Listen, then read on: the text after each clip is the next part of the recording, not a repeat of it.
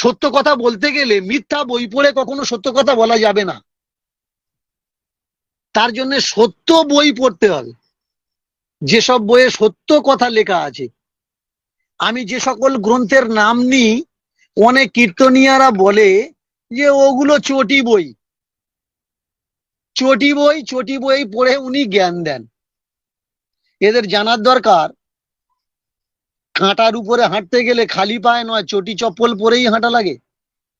মোটা বই পড়ছো তার মানে তাতে কিছু আছে, জরুরি নয়।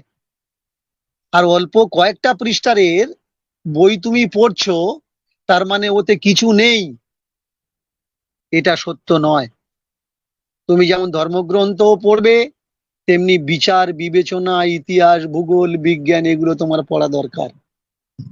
সেই জায়গা দাঁড়িয়ে কয়েকটা বইয়ের নাম আমি করছি, এগুলো যদি কেউ পড়ে, কারোর ক্ষমতা নেই তাকে আটকে রাখবে, কারোর ক্ষমতা নেই তাকে অন্ধ বানিয়ে এই সমাজে বেঁধে রাখবে।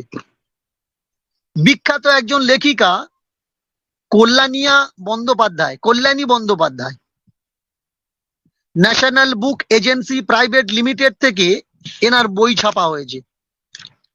বইটার নাম ধর্ম সংস্কার ও কুসংস্কার। ধর্ম সংস্কার ও কুসংস্কার। পঞ্চানন তার লেখা একখানা বই আছে, পঞ্চানন বাবুর লেখা একখানা বই আছে, ধর্মের মাদুলি। তোমার চ্যানেলের মাধ্যমে আমার সমাজের জনসাধারণ সহজ সরল ভক্তদের আমি তুলে ধরছি এই সব বইয়ের নামগুলো। যে কদিন আমরা লাইভে আসব, আমি বিভিন্ন গ্রন্থের নাম তুলে ধরবো তোমার চ্যানেলের মাধ্যমে, তোমাদের চ্যানেলের মাধ্যমে, যাতে আমার সমাজের মানুষ পড়তে পারে, জানতে পারে। পড়তে হবে তবে তুমি জানতে পারবে, তুমি পড়বে তবে তুমি আগে বাড়বে, না হলে তুমি কখনো আগে বাড়তে পারবে না। আর একখানা বই আছে ডক্টর দীপক চন্দ্রের লেখা, কাশ্যপেয়। এই কাশ্যপেয় যখন তুমি পড়বে, কারোর ক্ষমতা নেই তোমাকে কেউ অন্ধকারে রাখবে।